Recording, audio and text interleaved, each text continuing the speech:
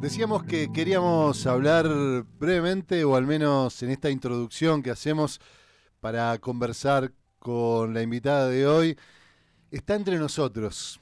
¿De dónde sale y hasta dónde puede llegar la derecha que no vimos venir? Es el libro que coordinó en un equipo de trabajo muy amplio Pablo Semán. Allí escriben diversos autores en cada uno de los capítulos que han seguido el fenómeno de la libertad avanza, de los libertarios, de la nueva derecha o de la extrema derecha en la Argentina a partir del 2019. Y en ese seguimiento, a través de diversos capítulos que vamos a tratar de sintetizar en estos minutos, intentan comprender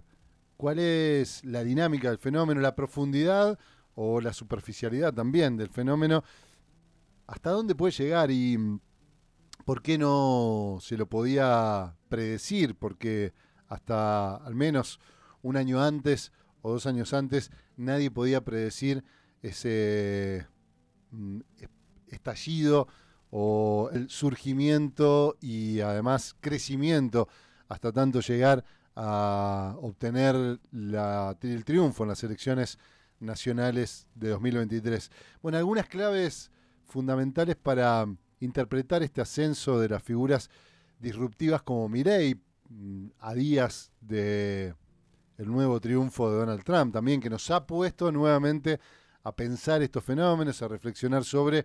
ya no un surgimiento intempestivo y pasajero, sino una continuidad y a veces incluso, como sucedió con Donald Trump, con un mayor margen de victoria, ¿no?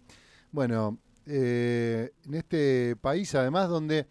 las dicotomías peronismo-antiperonismo, derecha-izquierda, parecían haberse consolidado y que, sin embargo, hay una pateada de tablero, ¿no?, que ha sucedido en el año pasado en las elecciones, y vamos a ver de qué se trata. La experiencia de la libertad avanza, dice Pablo Semán en este libro, que recomendamos porque, bueno, insisto, sin prejuicios, y esto es lo primero que hay que decir, sin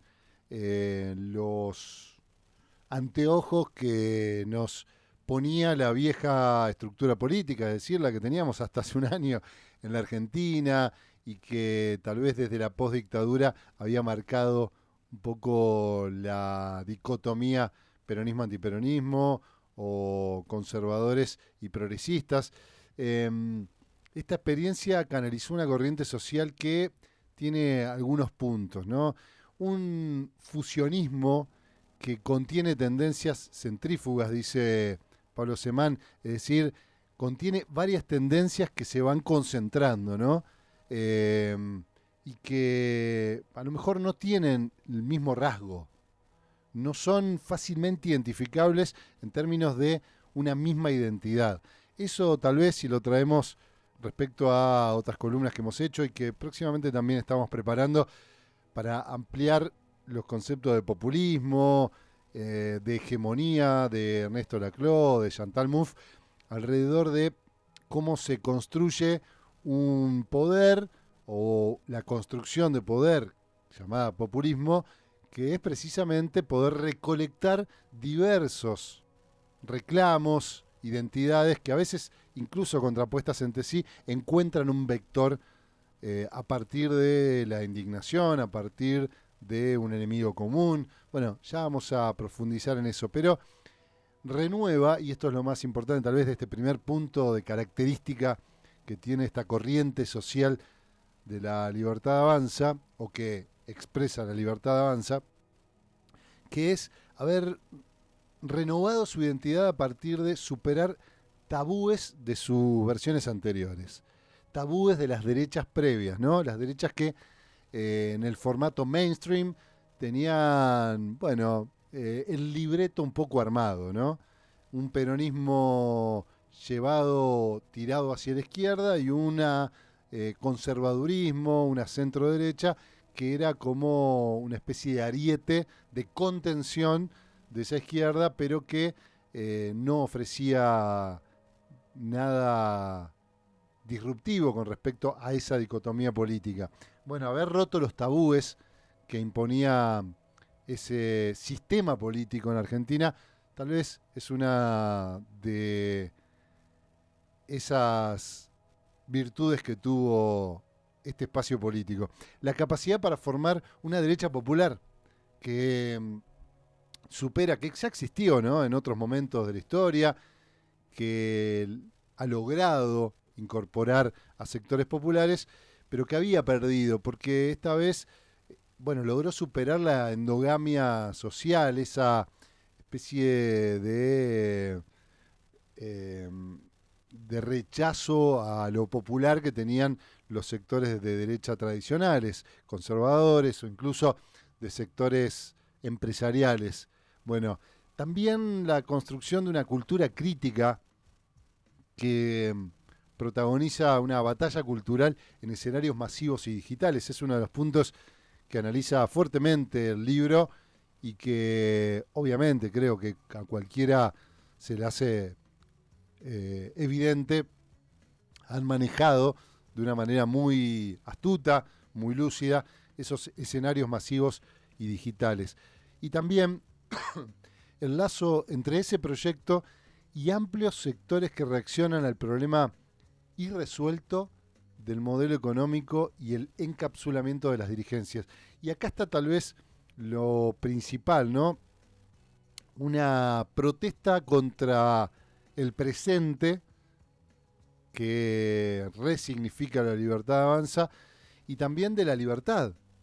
que se interconecta con lo más agresivo del neoliberalismo contra dimensiones sociales de las democracias, ¿no? La libertad aparece como una posibilidad de escapar a lo que es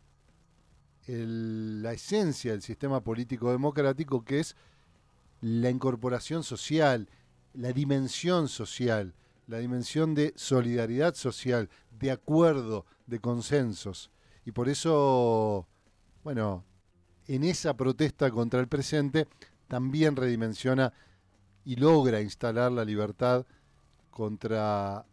esas dimensiones sociales de la democracia. Bueno, responde a demandas que se imponen en el ánimo de los electores, ¿no? Aun cuando no se asuman de derecha, porque hay que ser conscientes que no hay una adhesión ideológica, sectorial. Tiene un porcentaje, por supuesto, Javier Milei, un porcentaje de votantes, de acompañamiento que adhiere plenamente a la propuesta moral, inclusive, que trae la Libertad Avanza, la propuesta teórica, económica, pero en gran medida logró incorporar a estos electores que no se asumen de derecha, pero que tienen un cuestionamiento al cierre de las élites, a la crítica al estado del Estado y al combate de la inflación y a la disociación entre declaraciones y prácticas. Estos 4 puntos son esenciales. Y esenciales porque no solo para entender el fenómeno, sino para construir tal vez una alternativa que pueda poner en tensión esa propuesta política que tiene que ver con reconocer este deseo en la sociedad de un cuestionamiento de las élites, que sí hizo verdaderamente Javier Milei, nos guste, no nos guste, guste la forma, no guste la forma, empatizó con su manera, con su expresión, con su capacidad de introducirse en redes sociales y en un formato que busca la polarización, que busca la manipulación de las emociones y que despierte emocionalidad, y a partir de ese discurso violento contra las élites políticas, lo que llamó la casta del Estado, bueno, logró empatizar con un enojo, con una bronca, con una indignación muy grande. Y también esa crítica al estado del Estado. Es innegable que si del otro lado la propuesta era una defensa del sistema político y del Estado como funcionaba, y si había una mirada de la sociedad en que eso no estaba funcionando bien, incluso con reglas, con imposiciones, como fue en el caso de la pandemia, donde subjetivamente para mucha gente significó un Estado que puso límites, pero que no logró penetrar en la sociedad, no logró rescatar, no logró atender esas necesidades que se dispararon a partir de la pandemia y que nunca más se volvieron muchas veces a incorporar la precarización del trabajo, de la vida, de los barrios, por ejemplo, de barrios populares, a través de la falta de servicios. Bueno, esa dimensión del Estado no parecía reconocerse, y ahí hay que ver también los poderes provinciales y sobre todo locales, donde el Estado aparecía con una presencia muy directa y donde la gente estaba reconociendo que las cosas no estaban funcionando bien y que había una casta privilegiada que se desconectaba de esa realidad. El combate a la inflación, que tampoco se resolvía y que aparecía como si del otro lado hubiera hasta una defensa de la inflación como mecanismo de movilidad social. Y bueno, eso ya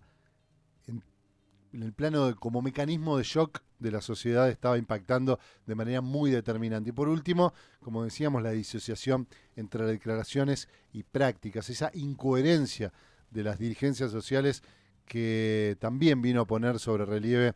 la libertad avanza y el discurso de Javier Milei. Bueno, entonces, algunos factores muy rápidos para hacer un pasaje antes de la entrevista: descontento generalizado y crisis de representatividad, malestar y desconfianza en las instituciones tradicionales. Esta es una de las cosas que vamos a hablar con Nayet en minutos nada más. Si, bueno, esto es un correctivo, si se buscaba realmente patear el tablero, digo, por parte de una mayoría social, el tablero político, o va a haber un repliegue nuevamente a estructuras tradicionales. ¿Cuánto hay de tradicional también en estas nuevas derechas? Porque no hay nada nuevo. Son derechas con un perfil ultraconservador que vienen a patear el tablero de nuevas dinámicas, incluso de revoluciones como la del feminismo o las del igualitarismo. Bueno, esas nuevas derechas capitalizan el descontento con las élites políticas entonces y apelan a la frustración por una falta de respuestas ante problemas económicos y sociales inmediatos, ¿no?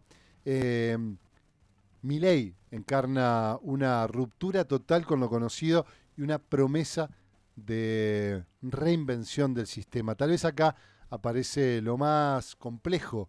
de este proyecto político y es de alguna manera también la conclusión que saca este libro de Pablo Semán, Está entre nosotros, que es que la promesa es tan disruptiva, la promesa se asume con el objetivo casi único, inexorable, de dar vuelta a todo, de cambiarlo todo, que si no alcanza esa reinvención del sistema puede durar muy poco, y entre el tiempo que le lleve la demostración de la posibilidad y la capacidad de reinvención del sistema, sosteniendo o al menos bajándole la intensidad de la crisis que se vive, bueno, de eso dependerá el éxito y la continuidad, en todo caso, en el tiempo de un proyecto como este, como el libertario. Bueno, vamos a después seguir. Hay un montón de otros puntos que me hubiera gustado compartir, no nos da el tiempo, pero queríamos dar un panorama, una perspectiva, una introducción nada más para la conversación que vamos a tener en minutitos nada más aquí en Tenemos Otro Plan. Les recomendamos que se queden con Nayet Kademian, la politóloga. Quédense aquí en Una Radio Muchas Voces.